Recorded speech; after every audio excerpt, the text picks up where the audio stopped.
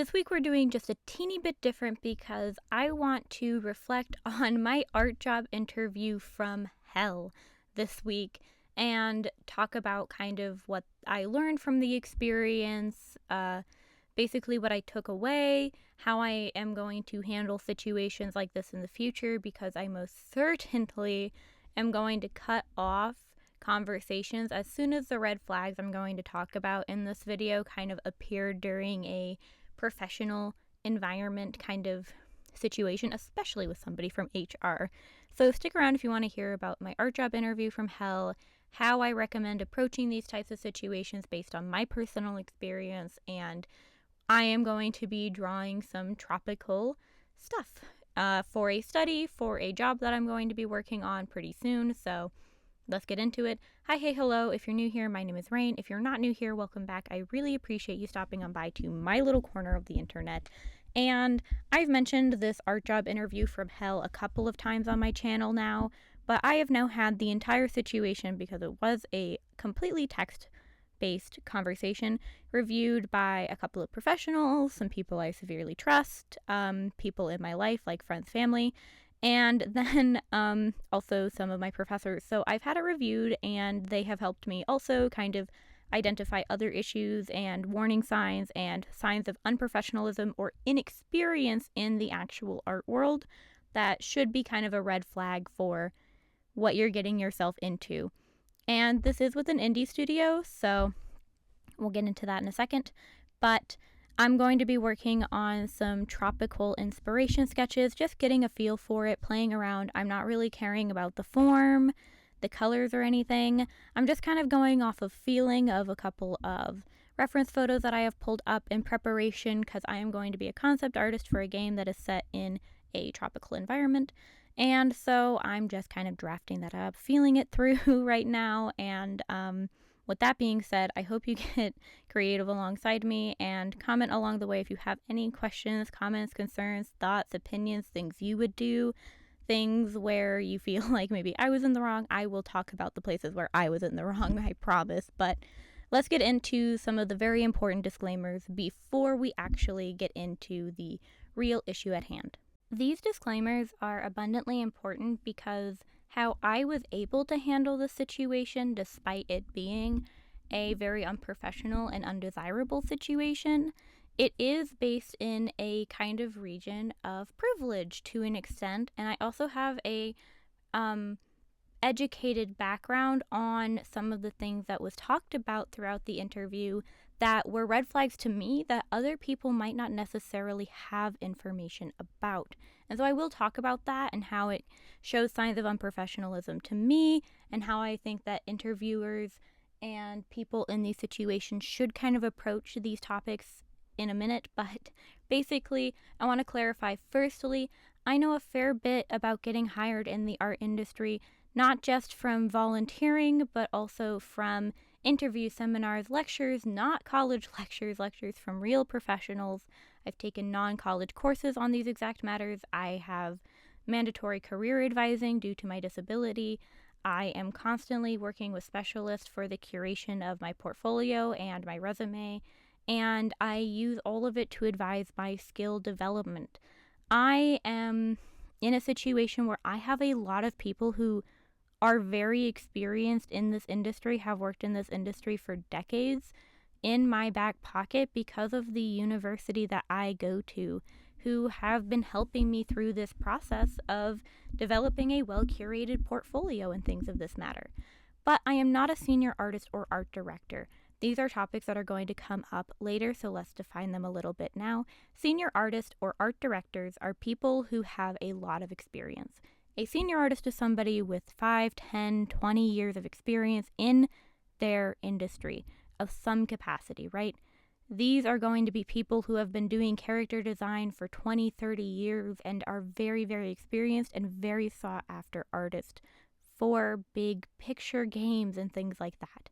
Although you can be a senior indie artist, you can really, really like working in these kind of low/smaller kind of situation environments. And we will talk about the distinction between indie, AA, and AAA because that is also highly relevant to this conversation because this individual utilized the term indie as an excuse to treat me incredibly poorly, but also spread a lot of misinformation about the indie sphere.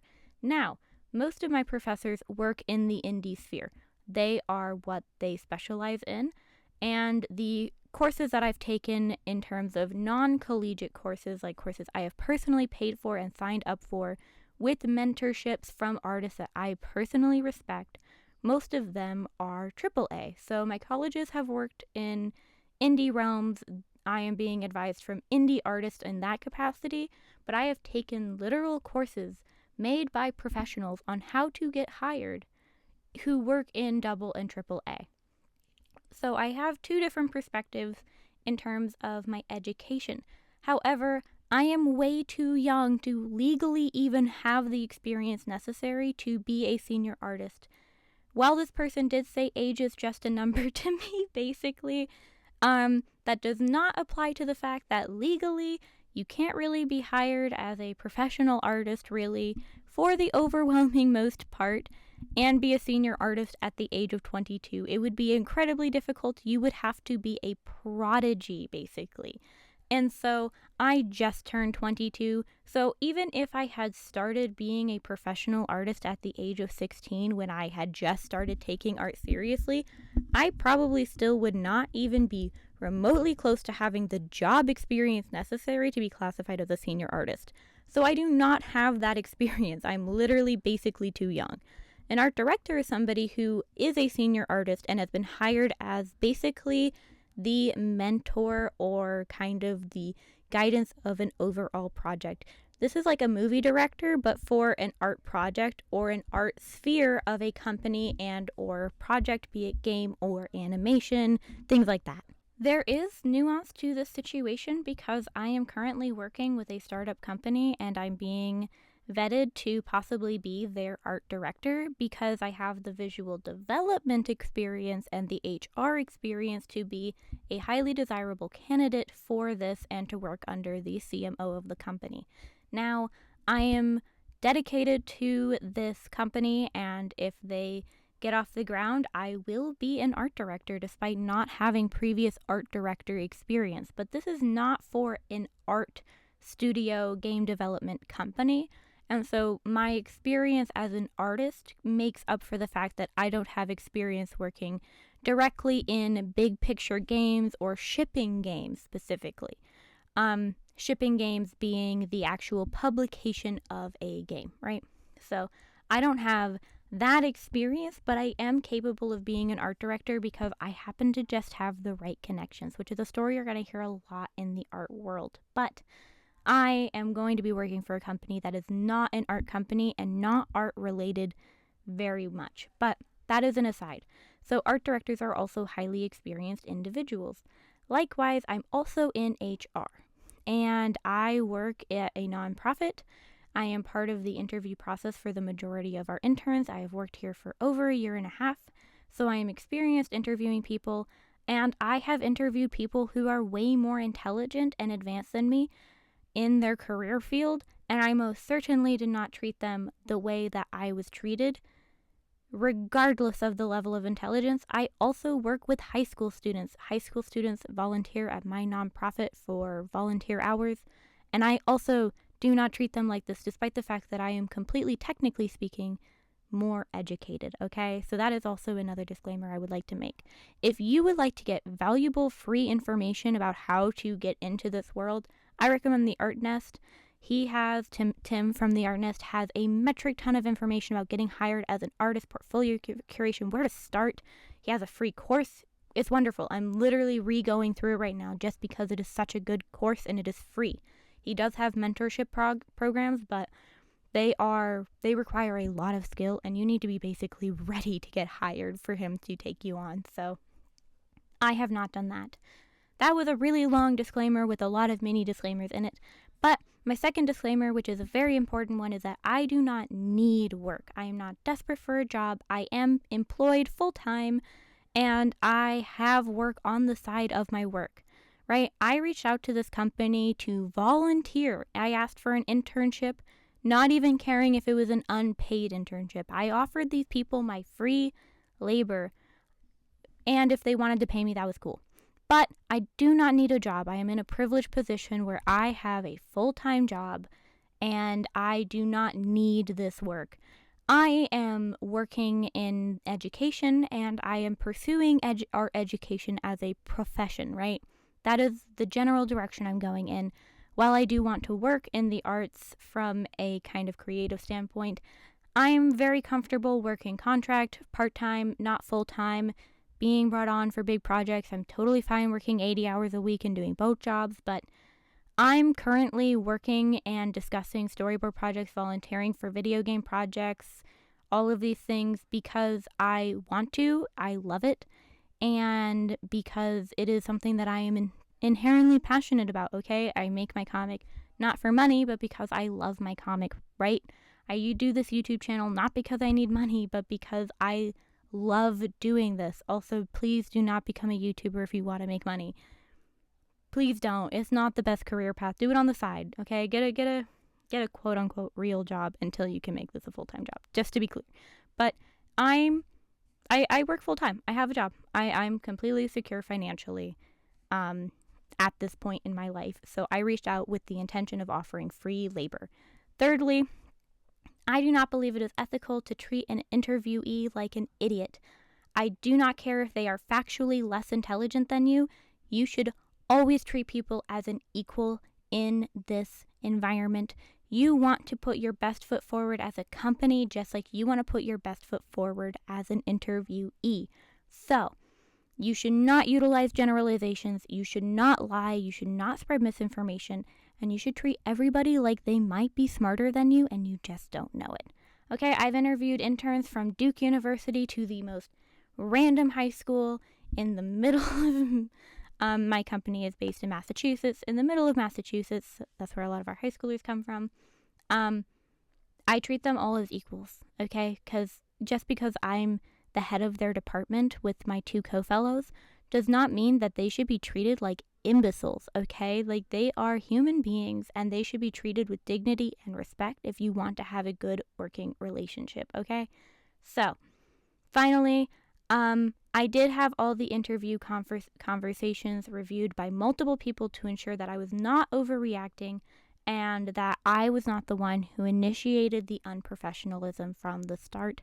I had my brother, my stepbrother, my partner, two of my college professionals, and then a professional that I work with personally review these conversations from start to finish and basically go over and help me identify kind of where the red flags were and things that I should have identified or trusted my gut on in the initial process. So I have talked to other people and I have talked through this conversation multiple times. However, I might jump around a little bit because frankly, it was just painful to sit through. This was the worst Discord conversation of my life. So let's just put those disclaimers aside, keep them in the back of your mind. And let's get into the discussion, basically. So for starters, just if you haven't been here before, I am a concept artist, character artist, storyboarder, general illustrator. I do a lot of different things. I make comics here and there. I do environments. I kind of just do a little bit of everything. You know, I wouldn't say I'm a jack of all trades. My strongest suit is character art and general concept feelings, but overall, I can make just about anything work in the 2D sphere if I try really, really hard, except anything that requires extreme straight edges. I can't draw a straight line to save my life. Rulers are necessary for my survival.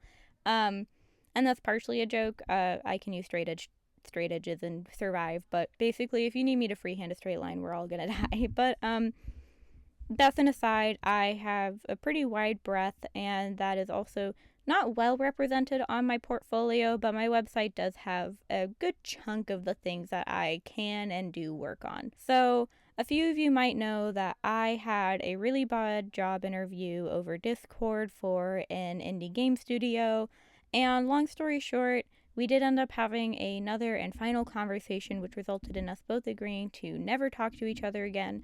I'm not entirely sure why I had to agree, because I was very clearly not interested in talking to them.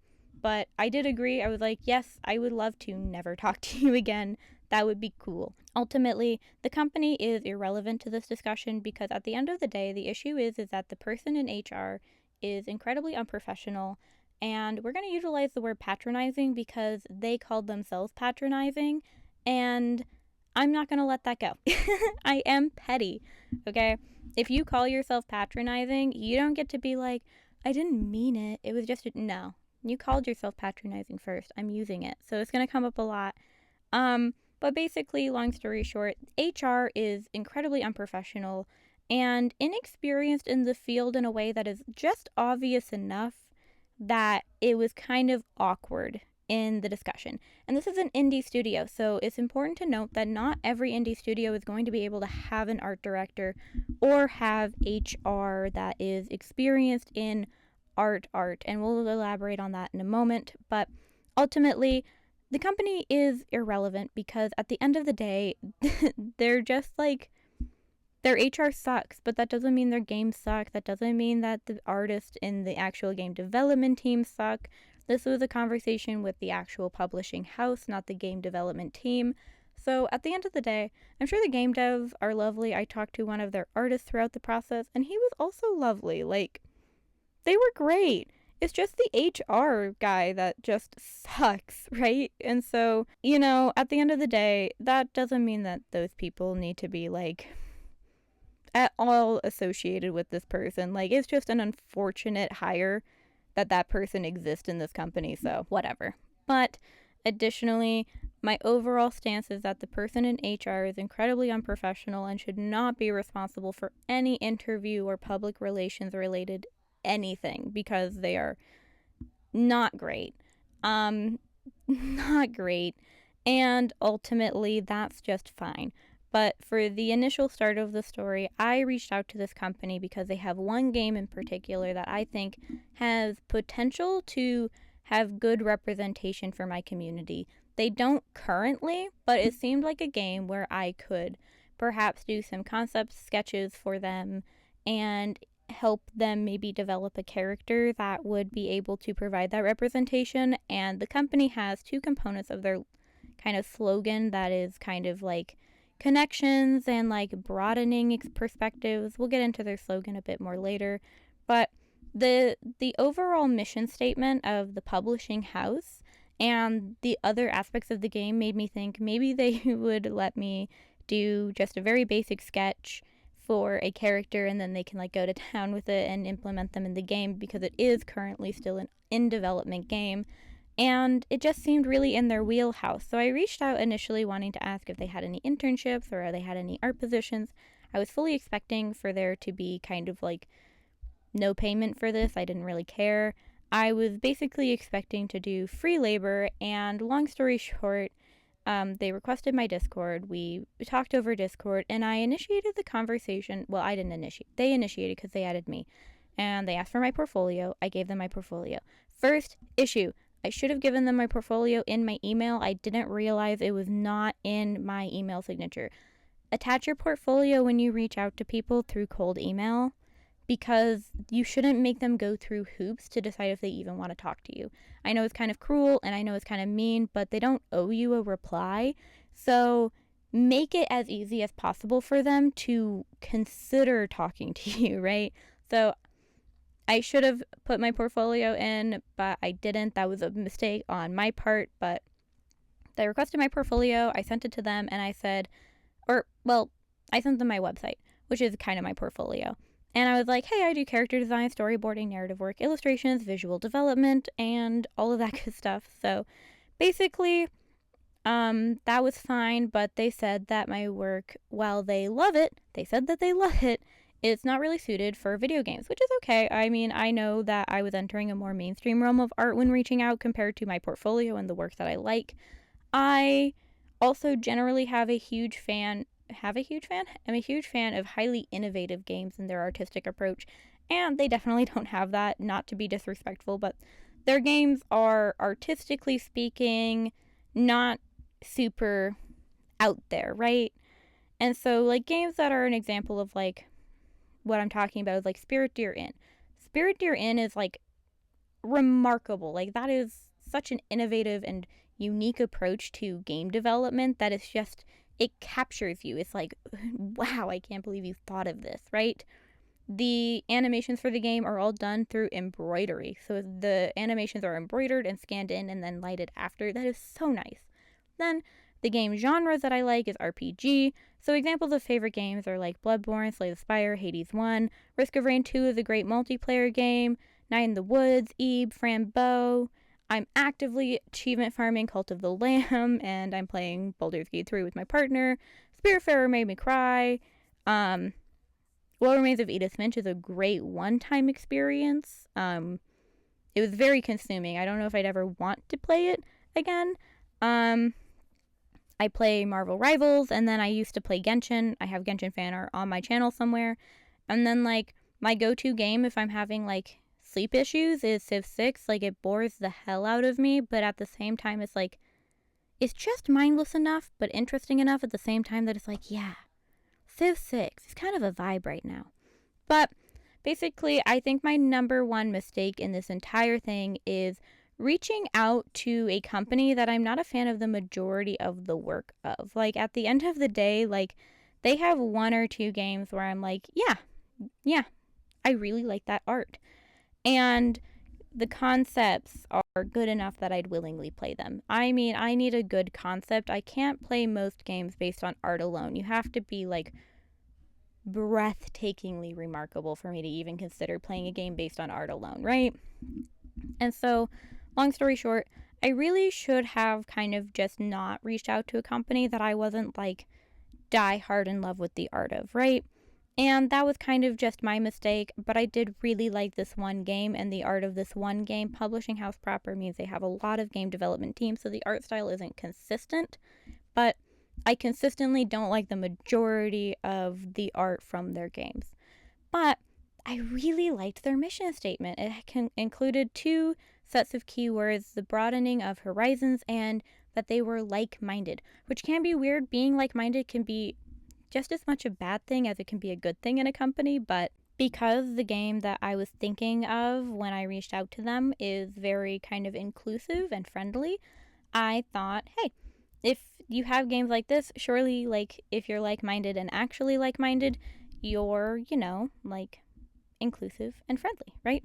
And so that mission statement of what you want to do, like, as a company is pretty solid. Like, I liked it, right? But I also need to remember a mission statement is what you want to do as a company, not what you are actually doing or what you've achieved. Now, I can't say quite confidently, I looked back through their game portfolio. They're definitely not broadening horizons with any of their current work quite yet. Like, nothing is really innovating the gaming field, and I don't think that's a bad thing. However, broadening horizons is kind of just a buzzword if you're not actually, like, doing anything to develop games that are doing that or really kind of, like, changing the sphere. And none of the storylines or plots of their games are also particularly, like, innovative. It's more a tale as old as time kind of thing. Like, you're kind of telling a similar story. Like, I could find, like, 10 other games with a similar enough story, but that's not a bad thing, you know? We need 10 different games of a similar story so that, one, people who like the story can get different perspectives on it, and secondly, so people who like that story can get it from different genres, different kind of, like, gaming styles, different art, right? Maybe one of them is the story told as a visual novel versus an RPG, you know? We need things like that, but I wouldn't say that they're really broadening horizons per se. And as an artist who is literally not represented in the genre, I kind of thought broadening horizons and me being a disabled artist and they have no disabled characters that I could find, I was like, yeah, it would be cool to pitch an idea and encourage it and advocate for it with them. And I really thought, like, we can jive with that. Ultimately, like-minded turned out to be a massive no-go for this company, because if everybody is like this HR person, I would hate to work there. I would quit within a week, right?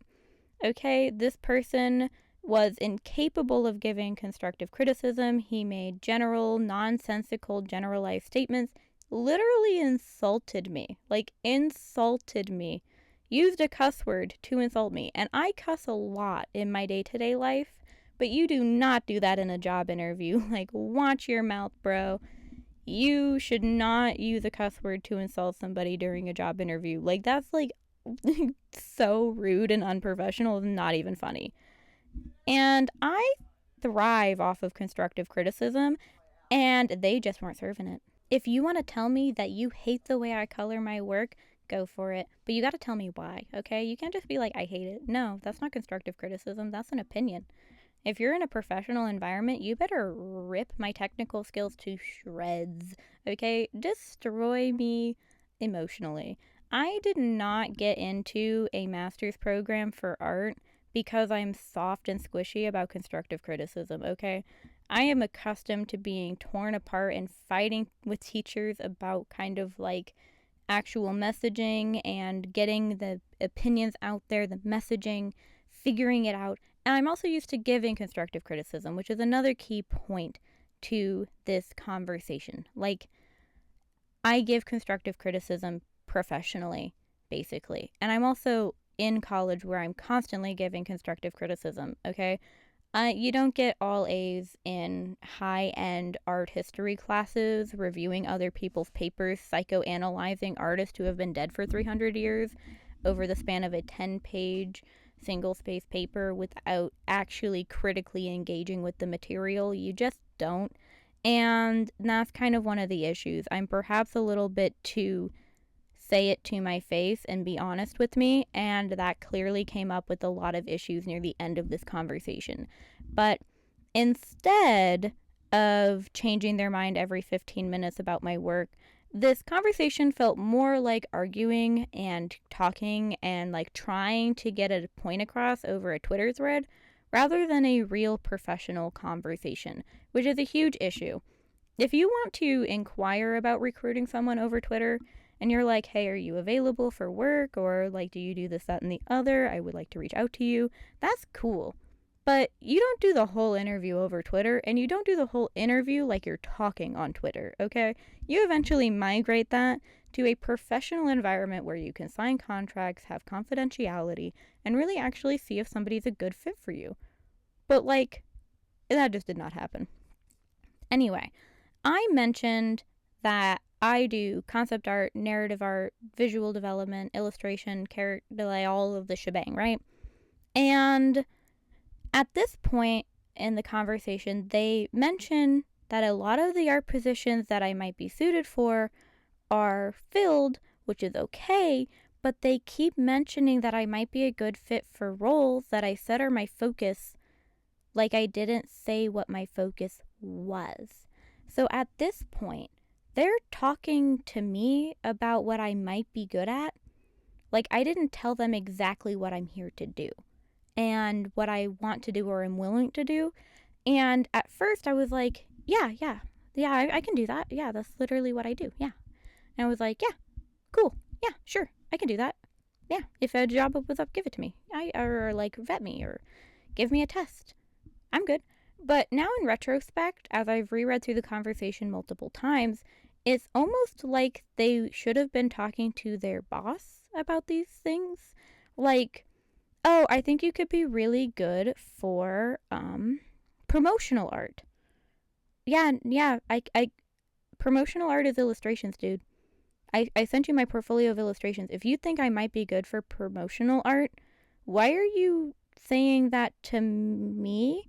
You should be having this conversation with your boss, okay? You shouldn't be talking to me like I'm supposed to be like stroking your ego about the idea of me doing professional art is a good idea. No, if you're like, oh, they might be good for professional art, you should have that conversation with your boss. Do you want them for professional art? Do you think they're good for professional art? Not with me. I told you I do illustration. Like, promotional art is kind of like like, yeah, I can draw an illustration. That's my thing, right? Like, and then that kind of just kept going, right? It felt like they were supposed to be having these conversations with their boss and then returning to me with a definitive answer. But instead, they just kept talking at me about things I said I can do, like I didn't say I could do them throughout the whole conversation. And I gave them an out eventually and said that, like, I do work other than art. If I'm not a good fit for anything, that's cool. I totally get it because I do everyone has an art style, a workflow, and you want a good relationship with the people and that you work with and to jive with them, which is a warning for me in the future.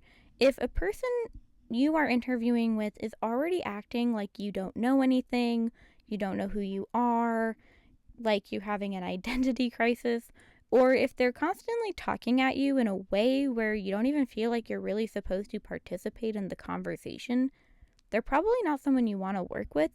And your interview is supposed to be your first look into the company and its culture and what it fosters, right? Your interview might not be the best look into it, and things might get a lot more relaxed when you're in the break room, when you've made friends, once you get into the groove of things, but it should be your first idea of what it might be like. And instead, I'm just kind of being treated like an idiot. And we'll get into that as we go, because I have a lot of messages that I'm going to read and like explain why they're a problem. But basically, you want to jive with your interviewer or multiple interviewers because they're kind of a representation of what you're going to be dealing with. So if you don't like them, I'm not saying quit on the spot, change your mind, but I'm saying definitely put your feelers out and see if it's a more common type thing. We eventually get to a point in the conversation where they just outright say, like, I don't think you're a ghost artist, which is an assumption, not a question. So I don't think you're a ghost artist isn't, are you a ghost artist? Do you do ghost art? Would you be interested in being a ghost artist? It's an assumption based on my work. And the only reason I say that is because they get really angry if I assume something or kind of try and make connections based on what they're saying. And so making an outright assumption based on my portfolio about who I am and the type of work I'm willing to do, instead of asking and then just stating it as a fact, the exact quote is, "You don't appear to be a ghost artist type, so that's out of the question," unquote. So, I mean, it's if you're going to make assumptions, you should anticipate that I'm going to treat you in kind, right? I'm going to try and make connections based on the information you give me, and you don't want to do that. Then they tell me the promotional art role is filled, so there isn't a position for me right now in that regard. But I do ask if there's anything they would like to see in my portfolio to make me more hireable, because it's good practice to try and find out what people want, even if you just think that you and the company aren't going to get along. And that is okay. If you're just okay, we're not going to work out, it's like someone trying to commission you for something that you're not really into, you don't hate it, but you're just not a huge fan. It's there's probably a better artist for them, but that doesn't mean you can't ask questions about why do you like my art style, or why did you want to commission me in the first place, right? And that's a good practice for seeing what makes you identifiable, but also it can show you signs of where you might want to improve, which I think you should always do in every step of the art process and every step of being an artist. You should always be seeking improvement or an idea of where you can get better. Now, instead of answering my question, they just ignored my question, they said they don't hire interns and that they don't have full-time staff really at all, basically. Instead of telling me what they would like to see to make me more hireable, they basically tell me that what I even reached out asking for wasn't even an option in the first place, and they just talked to me for 30 minutes without specifying that, and that they don't have full-time staff, which I asked for an internship, not to be a full-time staff. So if anything, I would probably be part-time, but that's fine. So I mean, it's okay, but also not super relevant. But the important thing to note is that they didn't answer my question, and this is where I gave them that out I mentioned earlier. If you don't like me, that's okay, and that's all good, right? We can move on, right? You don't have to talk to me if we're just not a good fit, and I don't really feel like we are, and you're giving me mixed signals. You told me you love my work, and then you're it's not really good for video games. You tell me you love my work, it's not really good for video games. Back and forth. This happens multiple times, this cycle of I like it, but, and then not really going anywhere with it. And so they follow this up eventually with my art is too defined for an entry-level role, but that's what I'm looking for. So I'm not entirely sure what they mean by entry-level role, because an internship is an entry-level role, but I'm not entirely sure because entry-level role is only really applicable to an internship. Like, no, it doesn't matter how defined your art is. Like, being an artist, you're an artist, right? They hire you for character art. It doesn't matter how, like, far up the chain you are. Like, you can be one of the best artists in the entire studio and still be a junior artist. Like, so I don't know what they mean by entry-level role. Like, my skill set is not actually associated with the scaling system in the professional art world. Like, entry-level, mid-level, and senior is based on experience, not on the quality of your work per se. It's how much do you know about the pipeline, how familiar are you with the pipeline, how well can you do under the pressures of the pipeline, and all of that, right? You can have the most simplistic storyboards on the planet with stick figures, the blandest, dorkiest stick figures on the planet, and be a senior level storyboarder, okay? You can have the most ugly art on the planet. You're still a senior level storyboarder because you have 15 years of experience. And my storyboards can be 10 times more interesting and 10 times faster than that person, but I only have this much time as a storyboarder and they have 15 times that or something, right? They're the senior, I'm the junior, right? That's just how it works. So I'm going to assume that this was based on me asking for an internship because whatever, but even then, like, the quality of my work is irrelevant to being entry level. Like the quality of your work doesn't really define your actual kind of entry, junior, mid, senior, any of that. So I'm not really sure where that was going, but it, in retrospect, is kind of a red flag because, like, I don't know what they meant because what they said doesn't actually apply to the art industry in any capacity that would be kind of relevant to the conversation. So that's kind of like just a little point to the side, like, do you know what you're talking about? And can I trust you to assess me as an artist well? And I should have mentioned this a long time ago in the video. I totally spaced it. This person is a musician, not an artist. And I'm going to call myself an artist and them a musician for clarity's sake, even though I believe music is an art. And that's not because of any sort of, like, complex system. It's because the music industry and the art industry in terms of illustration, game development, animation are very different in the way things are processed and executed and done. And so because of that, it's important to note that they're a musician, not an illustrator or anything. And so their path within the artistic field is fundamentally very different from mine. And so their understanding, based on their work experience prior to this moment, is fundamentally very different to anything on the art side of things. So I'm going to just say that they are not an artist, but just know that they're a musician, and I do believe music is an art. So them not being an artist will make sense why they don't really seem to be able to have a solid conversation about any of the topics they bring up as an issue.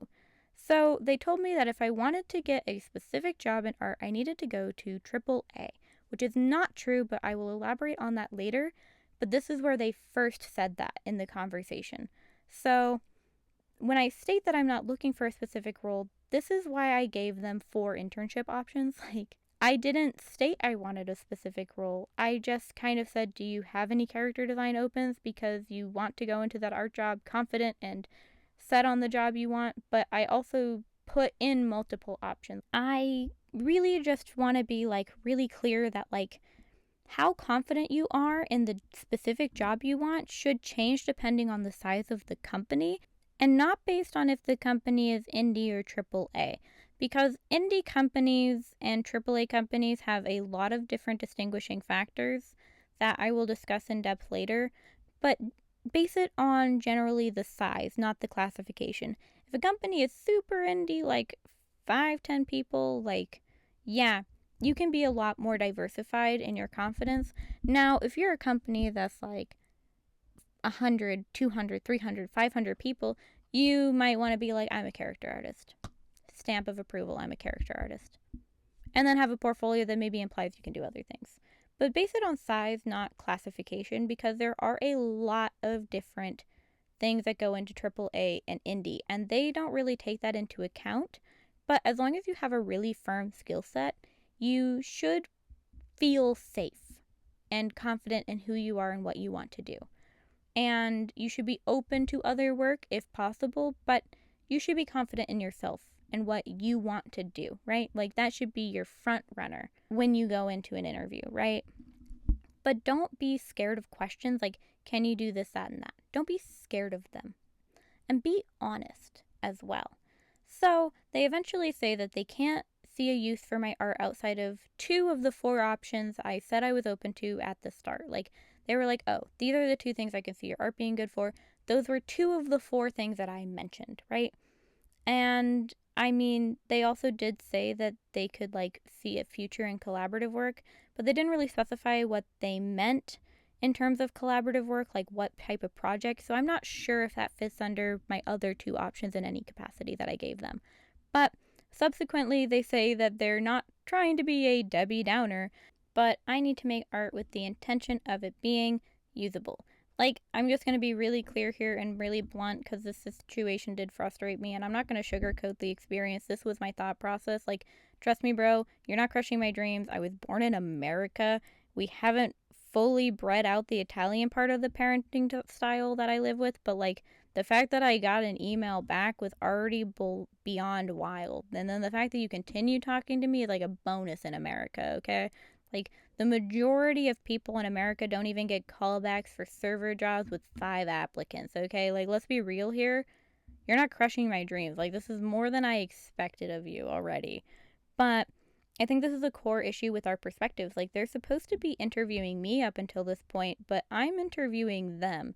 I didn't really realize that at the time, but I kept asking clarifying questions to try and figure out what they were wanting from me or if they actually wanted me at all. And so I'm continually asking, like, what do you want? What would you suggest? And they just never gave answers to these questions. They just suggested things vaguely. They do ask a couple questions, but most of them is not actually related to anything jobbish, you know? It's not like anything about who I am or if I could be an asset to the company or anything. And it's very odd. But I'm realizing in retrospect, I was kind of interviewing them, and maybe that's where some of these issues arise, but you should not be asking a lot of questions in a job interview. A real job interview where you're really being considered a candidate, you should expect to only have room to answer 3 questions without looking needy, and honestly, the philosophy is generally you don't want to look incompetent. You don't want to look uncertain, so you should only try and ask a couple of questions at the end of an interview. Me asking so many questions is a red flag on my part, but also I shouldn't have been allowed to ask this many questions in the first place. So it's like, I don't know, right? So eventually they ask, like, what would you want your work to be used for by a creative team? And I was like, ideally, my work would be used for the modeling team to establish the characters. I'm concept based in nature, so the majority of my work is character concept, storyboarding, and character development. Now, I was actually typing a additional message at this point to continue my explanation. I text in bricks. I don't like short, bursty messages. This one does short messages, right? Like, I'll get 10 messages that equate to like less than 50 words, but I will send one message that equates to about 50 words, right? I don't do the short messaging scheme thing. It personally irritates me. Like, I hate it. I don't want 5 notifications from you about the same exact sentence, right? That's a personal thing. Totally not a them issue. Does it look a little unprofessional? Maybe. But, like, I'm going to give that to, like, personal style. I don't care. Like, you do you. But because they type in such short messages, before I finish typing my next one, they already replied. And they replied in the exact same minute. Like, I triple checked the timestamp. So basically, they said that this is a publishing house and their game dev teams are staffed. So I reached out to the publishing house to be clear because they didn't have any contact forms for any of their game development teams. Like, you can't contact them without contacting the publishing house. Now, secondly, this is the second time they've told me they don't have openings for what I reached out about and what they would willingly consider me for. So why are you still talking to me? At this point in a professional situation, I probably should have been added to a talent pool, told that they would reach out to me in the future, or asked more questions and then said, like, hey, I really don't think we have work for you, but we may reach out in the future, and like, feel free to contact us if you want to show us an updated portfolio at any time. But whatever, they're still talking, and that's fine. So they then say that there's no real dedicated concept artist, and that's because they're small. Now, a very important point is that this no dedicated concept artist thing is going to become a massive issue later, because they will eventually mince words about the distinction between a generalist and a specialist artist, and based on their definition and this exact statement, implies that they don't believe that concept art is a generalist field, which it is. Concept art is actually one of the more generalized arts, and that is largely because it is really hard to be able to do concept art compared to a more specialized field within concept art. Now, think of it as a factor tree. That's a horrible example. I hate it. But we're going with the factor tree, a pedigree or something. You have concept art at the top. And then it breaks off into, we're going to go with 2 sections to make this easy: environments and backgrounds, and then characters, right? Now, within characters, if you're in a AAA studio that is super, super big and doing a massive, massive project, we're talking huge, right? You might have under that concept art then a clothing design, character models, facial expressions, finger animations. You might have people who are really good at one really weird specific thing, and it's okay, buddy, you go animate every single finger. Have a time. Right? Fingers was a weird example, but you'll have a facial expression artist, somebody who does clothing, weapon design, weapon kind of animations versus regular animations, things like that. You'll be very specialized, or able to be very specialized, once you get into massive industries, right? But generally, character art is one of the 2 general but still kind of specific sections under concept art. But concept art is a generalist job. And so the implication that it isn't is weird and incredibly questionable. And it gave me the kind of situation as this conversation continued to unfold. But just know that concept art and visual development, because they're the same thing basically, is generalist in the actual scheme of a real studio. And that includes indie studios, to be clear. But basically, they keep telling me that they don't really have a job for me. And then they keep talking. But to be extra clear, I told them at the start that I wanted a job that is literally a generalist job, but I prefer to specialize in character art if it is an option. And they tell me I need to be a generalist, which is exactly what I fucking said I wanted to do. And do. I'm a generalist. Dude, the fact that I even draw environments and backgrounds and characters is already a weird thing. And then they also complimented the way I do environments and backgrounds, which is a huge plus in the art world, guys. Let's be real here. Most artists who can do characters can't also do environments. It's just a thing, okay? That's anecdotal. I don't have research on it, but generally people will go one path or the other. They won't do both. So to say that you like my environments, to know that I do character art, and to have seen my portfolio, and then say that I'm not a generalist and that I need to become a generalist is weird. It's weird, it's uninformed, or just they have a definition of generalist that isn't the actual definition of generalist. And I think that's a huge issue here. They continue utilizing words, and their definition just isn't the commonplace definition. And it's weird. And it makes navigating this conversation incredibly difficult. But you can't ask a clarifying question and be what the hell do you mean generalist? I am one. Okay, dude. But then I think what actually it was is that they have an artist who does everything for the project. Whatever the project is, they have an artist that does everything. So they don't want a generalist. They just want somebody who will do everything. Generalist is not the word to use. You just needed to tell me I need to be able to do everything in the art field. Let me kind of phrase this differently in my head. Basically, because I'm a concept artist, I'm still a generalist, even though I won't do every single part of the art process, basically, is what I'm trying to say. I won't do the 3D models for everything, but that seems to be what they meant when they said generalist, even though that's not inherently what a generalist is.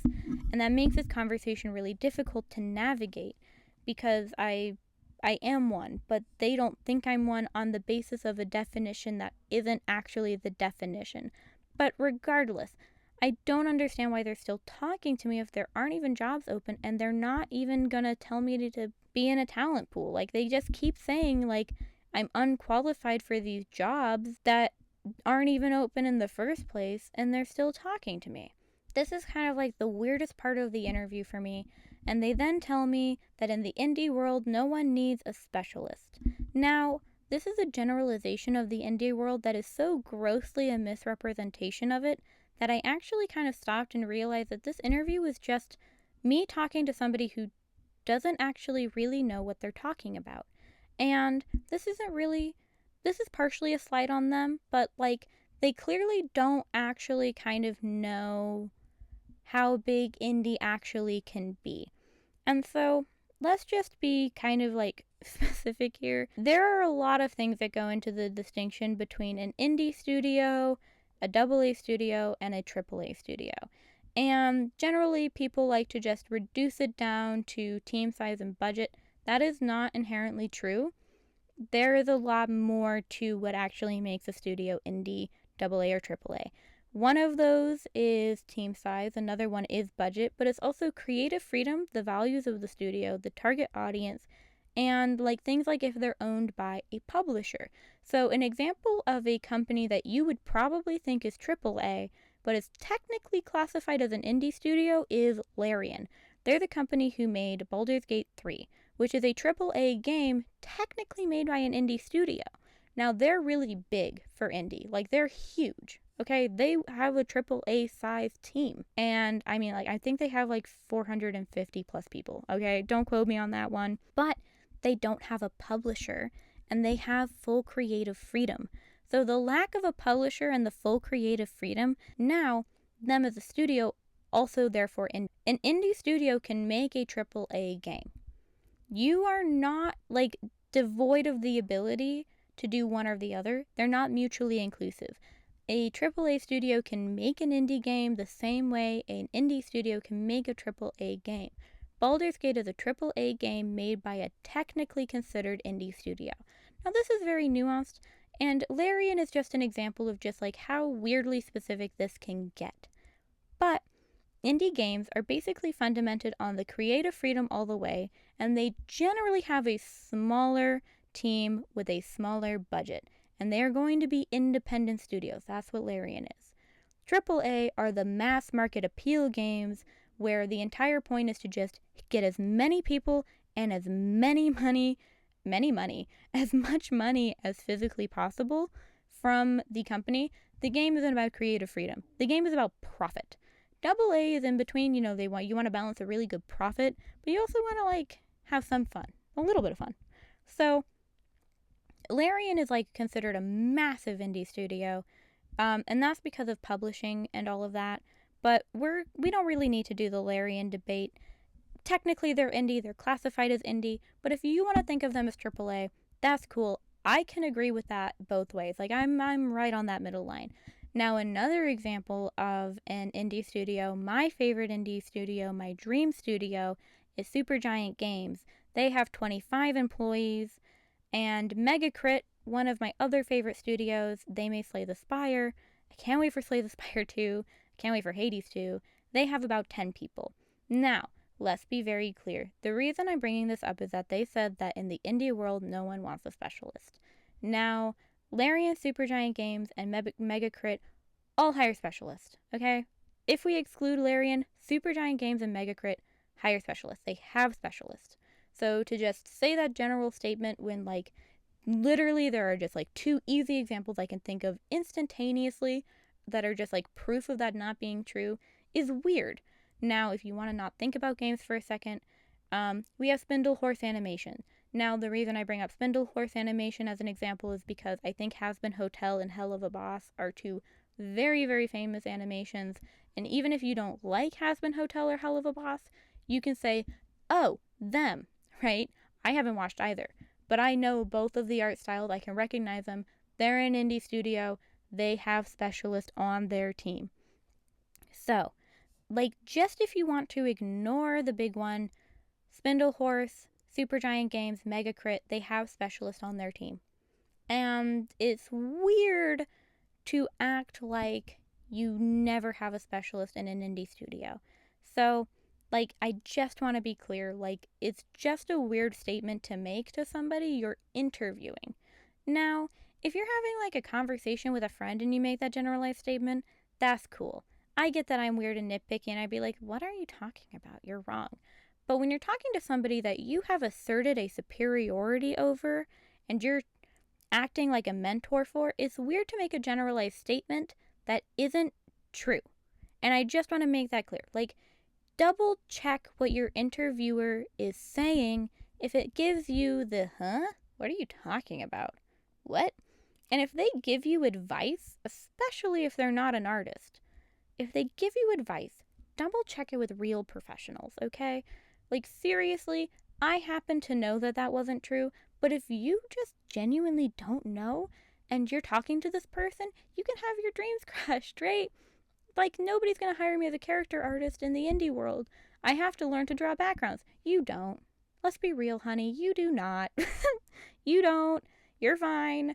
That's just not true. And you should research things that are told to you in the interviews, and you should take notes.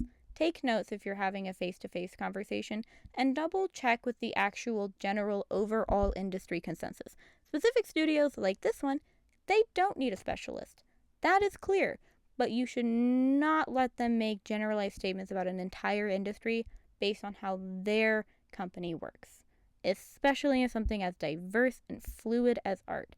And generally, you don't want to work for somebody who just like makes a generalized statement that like you know is wrong and then just expects you to treat it as a fact. But just to be like weird and like put something out here just really quickly, a AA studio, just for an example, for a frame of reference, Warhorse Studios made Kingdom Come Deliverance. Remedy is a studio he made Max Payne, Alan Wake, Quantum Break. It Takes Two is a AA game, things like that. And then Mojang, the Minecraft people, they are a AAA studio who started as an indie studio. And they're also partially owned by Microsoft. So even if they had a big studio, but like full creative freedom, the Microsoft ownership takeover thing is probably when they became like, yeah, you know, you're AAA now, sorry, bro. Just to be like clear and to provide an example to like compare these companies to. But basically, additionally, indie games also outsource the art to specialists at times to maintain a small in-house team. Now, an indie studio might not hire you as a full-time specialist artist. However, it is completely untrue to say that they would never and that no one needs to outsource to a specialist. Because, sure, an indie studio that has 10 employees like Megacrit, maybe they don't need to have a full-time specialist in this thing, right? Like, they don't need a full-time. But that doesn't mean they don't need a part-time or a contract specialist to do things that they just, like, literally cannot do good, right? Not to say that the people at Megacrit can't do things good. Like, that's not what I'm saying. But, like, Megacrit's the example because they're really small. But, like, maybe their artists can do all of these things more or less pretty well, but, like, they just need that specialist in there to give it that extra oomph to make a really super, super polished game that will, like, really appeal to people. Or maybe they have a generalist artist who can do everything pretty solid, but, like, they want to send it to a specialist artist for, like, a final polish or to, like, make sure that everything's, like, really nice and consistent and doing good, you know? It's very unlikely you're going to be able to do lighting, character art, backgrounds, the visual effects, all of that in one person. And I think it's dishonest to act like that an indie studio like expects you to do that.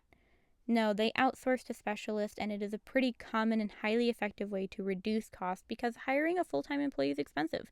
But regardless of how you classify indie, AA, or AAA, those are some examples of studios who are all of those classifications. And to say that they don't need a specialist, that no indie studio needs a specialist, is dishonest, and it is a definitive statement that is kind of a red flag to me. But I just don't believe in generalizing massive industries, and this is just a nitpicky thing that I just, like, hate from a coworker. Like, I try to always say in my videos, like, I'm talking from personal experience, and I am not some god who is capable of telling you the entirety of everything, ever, basically. Like, the most generalist statement that I can make off the top of my head where I'm like, yeah, that's just true, is like, I don't like Colleen Hoover books. Like, that's a generalized statement. I haven't read them all, but I know based on, like, her style that I don't like her books. Like, that's fine. If he was like, generally, I don't think most indie studios need a specialist, that's cool. But to just say that no one needs a specialist is just something that's so confident and so confidently wrong that it was just like, that's weird. And it gave me a, like, do you think I'm dumb moment? Like, I realize dumb isn't the correct word, because there are artists whom I genuinely, like, not know and feel like this is some really valuable information to help them in their job search or, like, portfolio development, but I'm just like, what? Do you think I just don't know anything at all right now? Like, I reached out to you offering free labor, bro. Like, what do you expect from me? But that's just, like, weird, and I was just like, that's super off-putting, but whatever. I gave them my generalist portfolio. I am a generalist, and it was just kind of really awkward. And at this point, like, this has just been the most unprofessional and awkward conversation because they're just not interviewing me. They're making weird statements. They keep saying, oh, you would be good at this, but we don't have a job for you.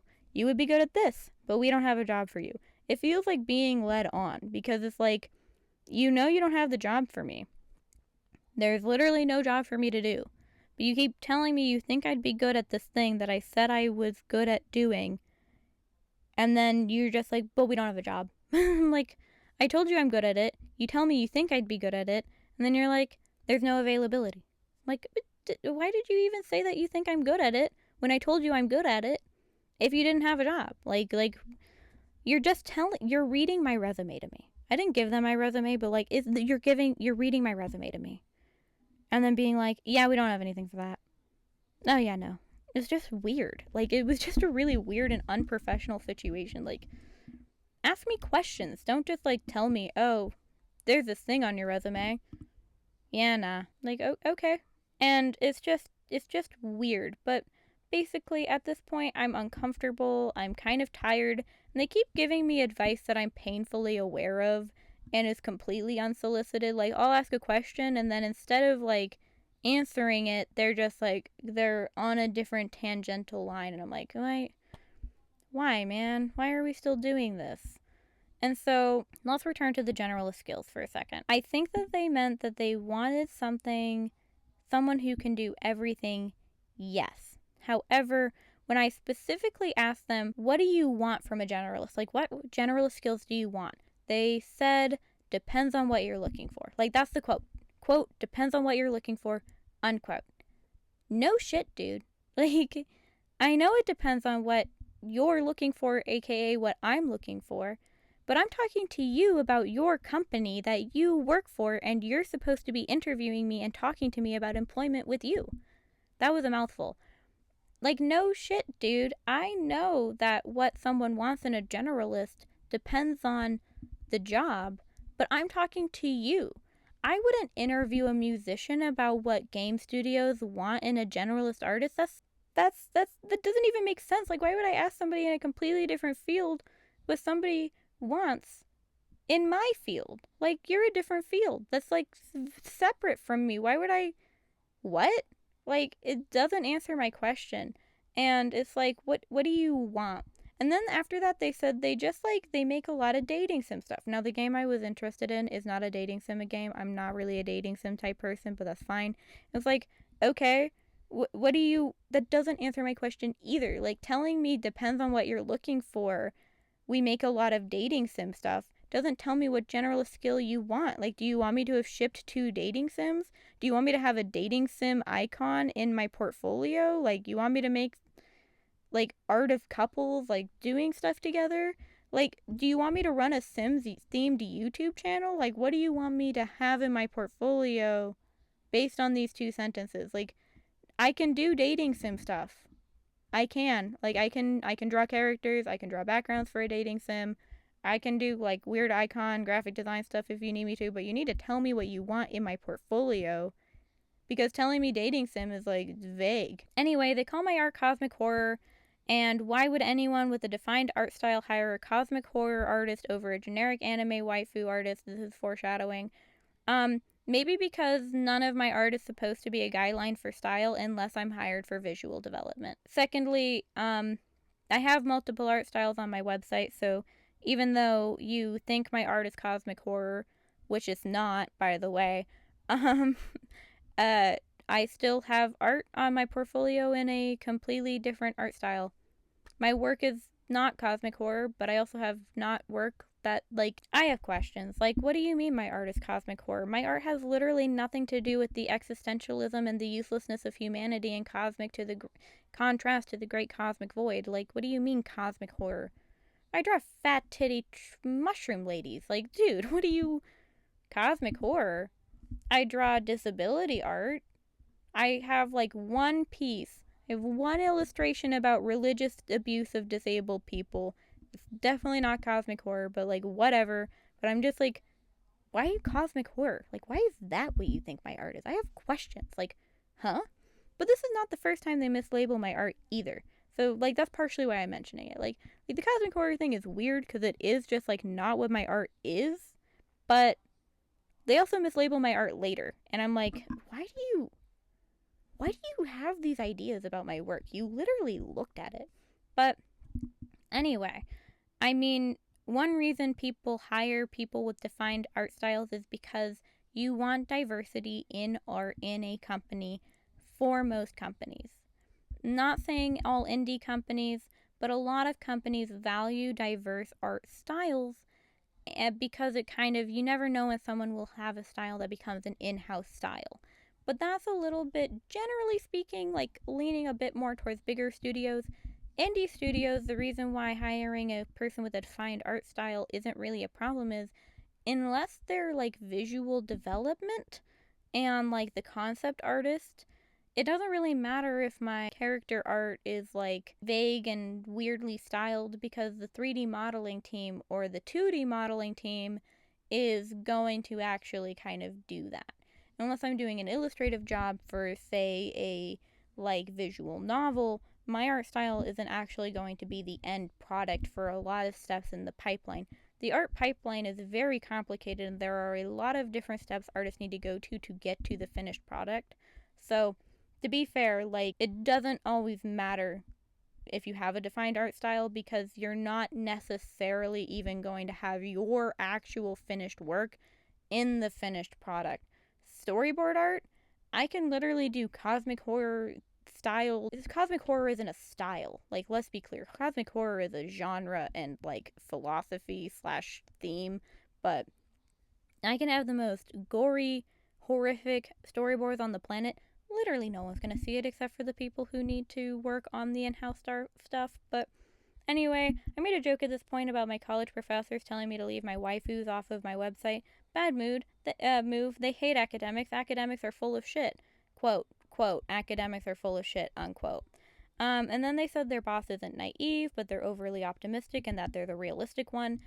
I'm saying this as like a component of this because in my opinion the realistic one would be aware enough of the industry that they don't work in as an artist, that they wouldn't give unsolicited advice and making untrue generalized statements.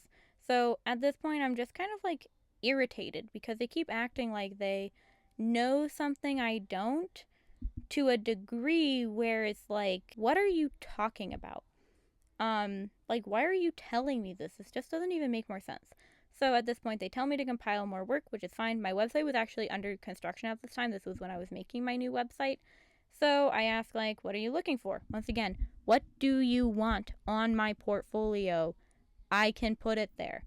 I'm like, do you want sketch work? Because I still don't know what a generalized skill is that they want. Like, I don't know. Like, and then they said that unfinished sketches are unprofessional. I did not say unfinished sketches. And two, like, not unprofessional. Storyboarding is literally sketch art, character sketches, and like creating the movement and getting the concept down or the idea down is a huge part of art. Being able to sketch clean and efficiently and communicate an idea in very few lines is actually an important thing in art, but that's just like whatever. But they sent me their portfolio of their resident artist, and this was red flag number like 3 or 4. Their resident artist art style is so drastically different than mine that like I don't even know why they're talking to me anymore. They should have just seen my portfolio and was like, yep, no, we're gone. Out the door. I think the artist is lovely. I did talk to them. They're sweet. Totally a nice person. However, and not like in a however kind of way, but like however, to be clear, their art is very kind of like a classic webtoon, like a very classic webtoon style, and my art is very much not that. And that's not a bad thing, but like we're so drastically different on the spectrum that is weird. Anyway, I'm told to update my portfolio and check back. This is another mistake. I did not clarify that my portfolio, my website, was under construction at this time because when I reach out to them a week later and I'm like, oh, hey, I'm basically done with my website, they were like, you took a really long time to curate your portfolio. I should have specified that. That was my massive mistake. I should have said that my website wasn't even finished when I sent it to them originally, because it didn't take me a week to curate a portfolio for them. It took me a week to finish editing my portfolio, to finish my website and adding prints to my shop, but they were really weird about it. And then they basically said that, like, do you have any more relevant work to our company? And I'm like, I don't, because you didn't tell me what you want. Your social medias don't even have art on them. Your social medias are reblogs of other things and other studios. So basically, then they said I wouldn't get a job unless I'm highly skilled or a Nepo baby, and I should perish the thought. This is a quote.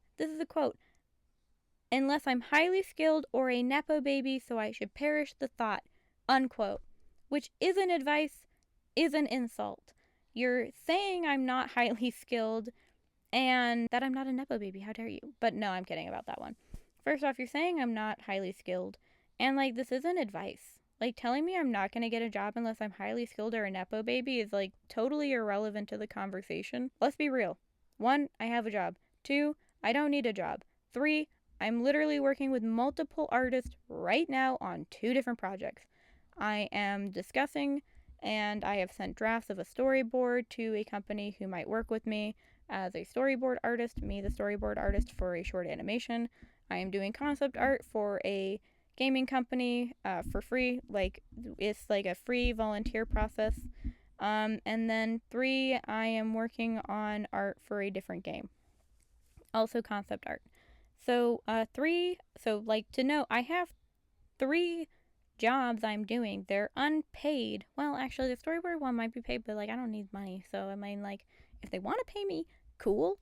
But I would prefer that they put the money towards the 3D modelers who are like actually using this to survive. Anyway, that's like irrelevant. I have to discuss payment and stuff with them later. But this is highly unprofessional for a job interview. You do not tell somebody you're interviewing that unless they're highly skilled or a Nepo baby, they're not going to get a job, so they should just like give up. You don't say that. That's unprofessional. It's weird. And it's clear that this person isn't an industry artist and isn't some hotshot who's done it before. Like, you haven't done this before, obviously, because that's literally just like not how it works. You know, a lot of artists have the story of they had connections, or they met the right person, or they like had a good mentor who like trained them up well, but they're not necessarily highly skilled or Nepo babies. The sphere is different now, yes, but artists can get jobs. And they do not need to be a Nepo baby or literally God to be able to get them. Otherwise, the art industry would literally be on fire right now, okay? Like, let's be real. We need to have better skills to get jobs kind of conveniently, but we do not need to be highly skilled Nepo babies. Like, that's different. But basically, it shows that they're not really, like, informed on this process or from an applicant standpoint, so it was kind of weird, but Then they said that they are artists themselves, so we can look through everything I've done and draw their own conclusions, which is ominous, by the way. That's really weird. But okay, so they asked me to send like a DeviantArt or something because my website is too curated. I'm like, okay, sure, I guess. My Instagram is on my website, but I send them my Instagram through the link directly. I probably should have sent that to them originally, but Instagram can sometimes be seen as unprofessional, and I post weird things to my stories sometimes, like, I just bought this weird plushie of Crollo. I just bought this new cat toy. Here's my cat. My cat is, like, actually pooping all over the place. My cat got body slammed and actually just became, like, incontinent for 2 days. It was a mess, but, like, I'll, like, post stuff like that to my story. It's, like, not professional because it's, like, my social media platform to engage with the people I want to engage with, which are you guys. Same thing with YouTube. I'm not professional over here because this is my fun thing. I like it here. This is my good thing. But, long story short, they then send me this message, and I am quoting it because this is foreshadowing. At the risk of being patronizing, end quote, that I didn't know what they want, and then, like, I took a long time. Basically, they said at the risk of being patronizing first, okay? So me calling them patronizing in this video is me using their words. They, for the third time, were basically like, we like this, but no. Like, for the third interview process. They do we like this, but no, like 4 or 5 times per interview process. And I was like, bro, I'm really tired of this. You're not answering my questions. I want to talk to this other person. And they're like, I thought I was responsive. And I'm like, no, you weren't. You didn't answer my questions. You just talked after I sent questions, but you didn't answer my questions. Basically ever. But basically they were like, they told me I was crashing out, and I was like, no, I'm not crashing out. You're kind of leading me on. You're being really patronizing. I'm really tired of your behavior with me. They also, like, insulted me again, but we haven't even gotten to the original insult. But basically, I don't know what they want because they never told me what they want. And I want that to be clear because they keep on saying things like, I don't think you know what we want, what we're looking for, and they keep not telling me when I ask questions. So this is going to be a series of quotes. So, quote, nah fam, it's not just that. You told me to be honest, so I will. It's okay to be a physical medium guy. Your physical art is like leagues above and beyond your digital medium. End quote. I mentioned that this is actually, like, cool. Yeah, that's actually really good advice. I don't actually post my digital art much anymore, and so, like, I really should be more kind of, like, on it in terms of my, like, posting both mediums more regularly. But, quote, like, your sketches and environment art is really good, but frankly, your digital coloring is ass. Lol. In physical form, you are able to capture the surrealist style 100%. End quote.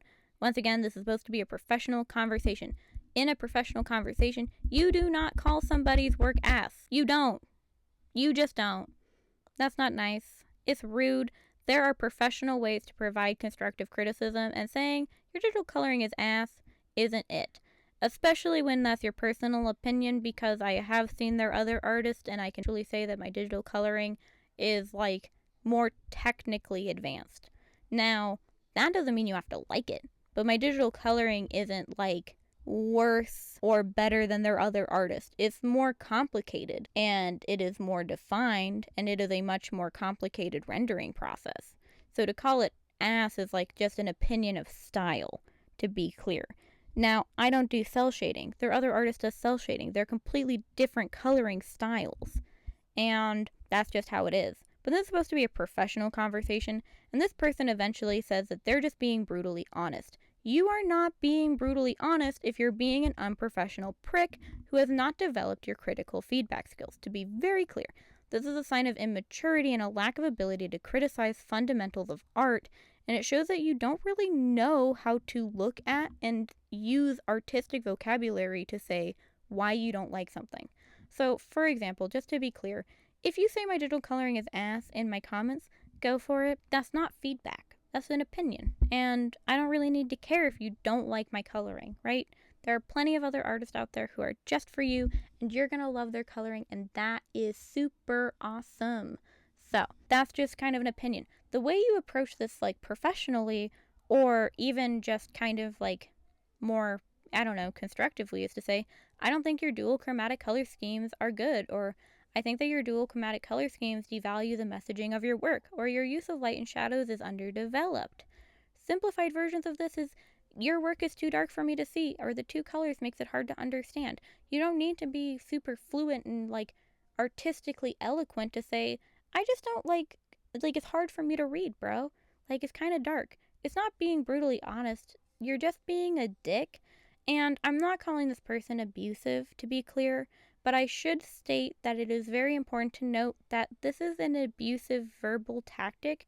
Saying that somebody is brutally honest or using that terminology, or I'm just being honest to try and reframe degradation or insults as a moral failing, or you being excessively sensitive, is a form of mistreatment and it does not belong in a workplace environment. Even if they are not trying to be toxic, using brutal honesty to cover up degradation and insults because they aren't giving you proper constructive criticism is not being brutally honest. They're being unprofessional and an asshole. And I'm not in a job interview, so I can just call them an asshole. No, it's mean, it's cruel, it is unprofessional, it decreases work morale, and I don't approve of it. So, you would also, like, in my opinion, you don't say you're being patronizing unless you think you're being patronizing or you know you're being patronizing. Like, I don't, in my personal opinion, I have an anecdotal, like, evidence. I have never met somebody who is, like, thought they were being patronizing and then qualified the statement unless they actually were trying to be patronizing.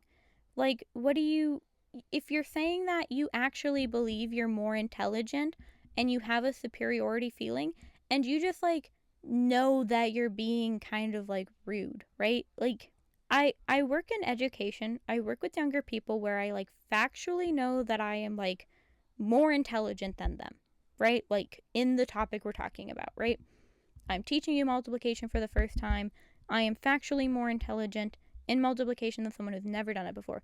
I never think when I'm explaining how to do multiplication to somebody, I'm not trying to be patronizing, but, right? Like, that's not how you think. You actually are thinking that you're, like, more intelligent and more superior. Like, you don't just, like, think, like, oh, I'm going to come across like I have a superiority complex unless you have OCD or some other form of anxiety.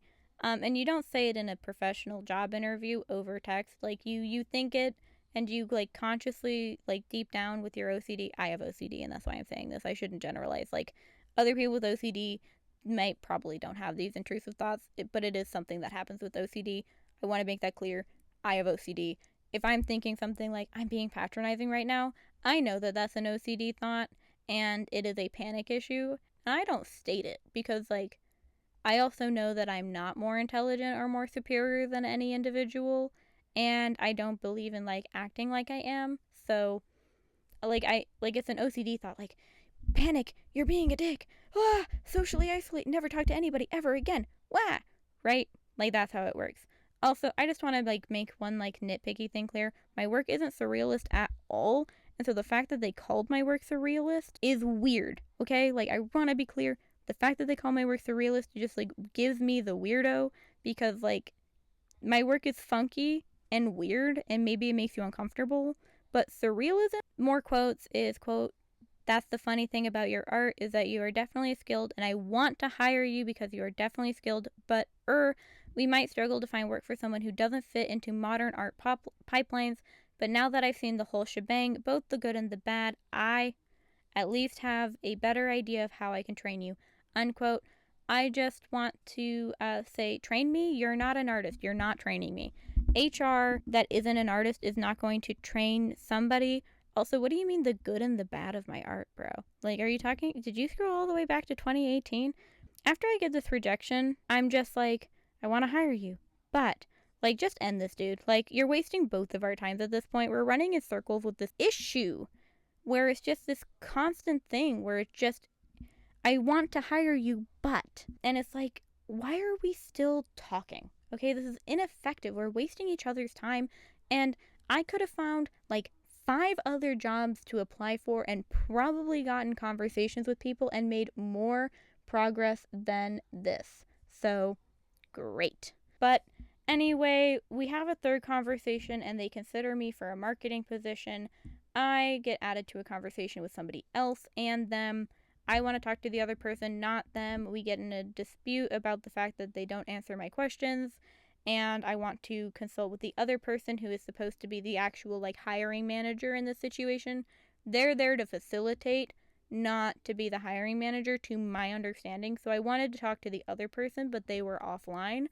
So basically, I had a list of questions. I didn't send it right away, and it created this kind of discrepancy in what I was giving them, and it just didn't work out. That I think was a complete misunderstanding in terms of me thinking I was trying to talk to the other person and them just kind of being present and then taking on the hiring role, even though I didn't think that was their job. But basically, they said they wouldn't consider me for jobs in the future. Thank God. I don't want to work for this company ever. Okay? This is the main moral of the story, in my opinion. If you work with somebody, or are interviewed with somebody, who treats you like this, you're never going to have a positive experience at that company that was worth all the bad times, okay? This is supposed to be HR. HR is human resource. Human resource is supposed to manage people, yes, but they're also supposed to protect and keep you safe in the workplace, whether that be a virtual or a physical workplace. HR are the people you go to when you need something. And if your interview has you being called ass, has you being given misinformation, has you being led on, has you sitting through tangential conversations that are irrelevant to what you're talking about, has you sitting through just people talking about your art in ways that just are not applicable, you're not going to have a good time, because your HR is just not going to be someone you want to go to if something happens, or you need support, or you have an issue. You're not going to want to work with these people, and that's going to make doing your job incredibly difficult. Long story short, you want to actually talk to somebody who you like. And if you really don't like them, but they treat you with respect, you might be able to work it out and just kind of bite your tongue, bite your cheek. If this person wasn't an actual dick and patronizing me and being rude and treating me like an ignorant fresh baby out of the womb, I probably would have bit my cheek and left the conversation more respectfully. But I don't need this job, and I don't like these people anymore, and I definitely don't want to work for a company that says they're like-minded, and this is the first person I talk to. No, this is a horrible representation of the company. I would never want to work with people like this. It's just annoying and rude. Now, if you have been working at a company for 10 years, you might joke with your buddy oh yeah man, that project was ass, you did a terrible job. But that's not your hiring situation. Once you've developed and integrated into the company culture and you have friends, you can joke around and tease each other. But HR should not be treating you like this from the very second that you are even in an interview environment. You should never be treated like you're stupid. You should never be treated like you're less than. You should always be seen as an equal and treated with dignity and respect. And if they don't treat you like that, don't expect to ever be treated like that, because they clearly came out the gate showing their ass, right? And you don't want to work with these type of people. So if you can avoid or get employment with people who don't treat you bad in the interview process, choose that job instead. You're going to have a better work-life balance. You're going to have a better working experience. And you're probably going to actually like the people you work with, because they're not going to be dickheads, right? So, long story short, I had this conversation read by 2 professional artists, my partner, 2 family members, and an MFA professor who did call this person a sexist dick. We're not talking about the sexism part, but she's also a bit much, and the sexism is a bit of I genuinely don't know if they know my gender identity or if they assumed my gender based on my name. I genuinely don't know. I am she, her. I am female. I am a woman. Those are the things I identify as. If you use they, them on me, I literally don't care. Go for it. Do it. If you want to call me they, them until the day I die, sure. Cool. It works. It doesn't bother me.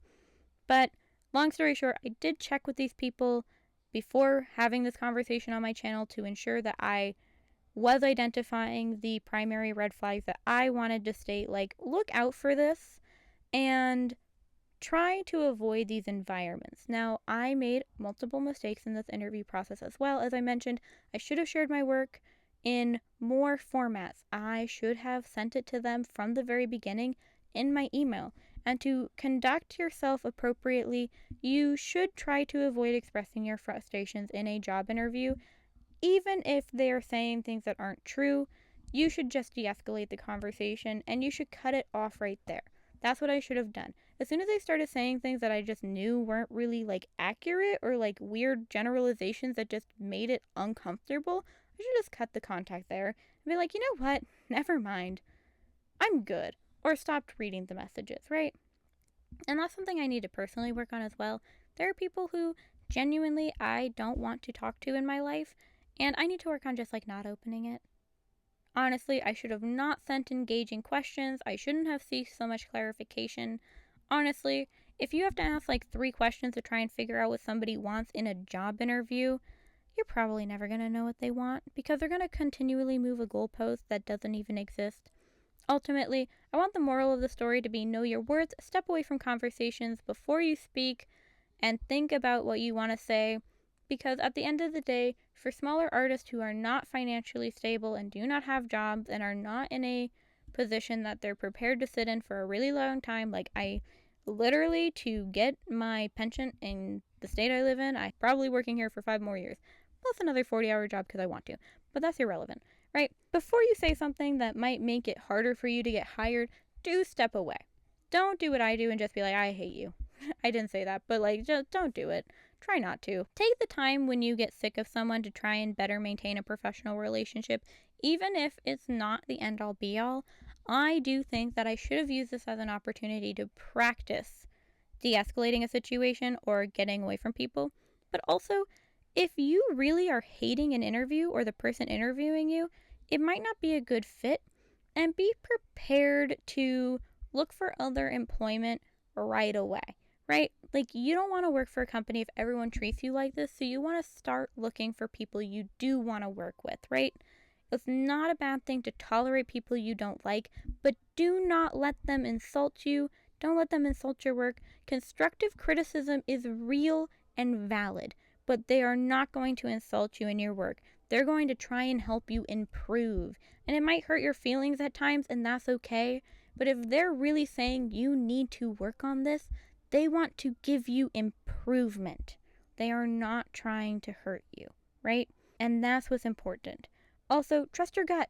I wouldn't have had to put up with these conversations if I just cut them off during the first interview and never checked back in. If you get a bad vibe, if possible, pursue work or internship elsewhere. Seriously, don't put up with people who treat you like shit. You are better. You deserve it. Just for a little update on my channel, I recently started volunteering as a concept artist for a game jam sort of project. I am hoping to get to share art about that someday, eventually, but I am very excited, and I will be doing some tropical environments and posting them places for the overall vibes. I'm not sure about a storyboarding process, and if they're going to hire me specifically, if they like the storyboard sample I gave yet. But if they do, I'm really in love with the 3D models for it. I think it'll probably take a really long time to finish, but in the event that it does get published, I will be sharing it on my channel, not posting it. It'll be posted elsewhere because it's an animation, and supporting it because seriously, the animations are adorable, and I really like the story. I got to read it because they wanted me for a storyboard, so there's that. Again, I'm uniquely positioned because I'm working on these things for free, right? I am building my portfolio, diversifying my perspective, and trying to just meet artists and have a good time. And that gives me versatility, but that also means that I have a livelihood and I am not desperate for a job. Try to be as educated on the company as you can. Don't let people insult you at a job interview. And understand that if HR treats you bad, you're probably never going to be treated good, okay? This video is abnormally long for my channel, so if you sat all the way through this, wow, do I appreciate you sitting all the way through. Wowza, I hope you like the art I worked on throughout this video. And if you have any thoughts, opinions, comments, if you have a bad job interview experience, oh my god, let me know. I want to know. Give me the dirty details. I want to know. But if you don't want to tell me, that's cool. That's cool. protect yourselves. Do not list the name of companies that can give people access to your location. Seriously, the internet's a scary place, but if you feel like talking to me, let me know. If you think that I am entirely in the wrong, also let me know. That's cool. I'm down to be the wrong one, because that means being called an ass, not an ass, being told my work is ass is totally normal and professional, and I need to know. But like if you like, dislike if you dislike, comment if you have anything to say, subscribe if you want to see normal videos from me, which is just art and yap sessions. I yap. I am not usually somebody who's like, I had this bad experience. I don't usually do storytimey stuff, but you like my art? Check me out. Today was a little bit wild. This week was a little bit wild. But with all this being said, I hope you have a wonderful rest of your day, night, wherever you are. And I will see you next Saturday at 9 o'clock. And bye-bye.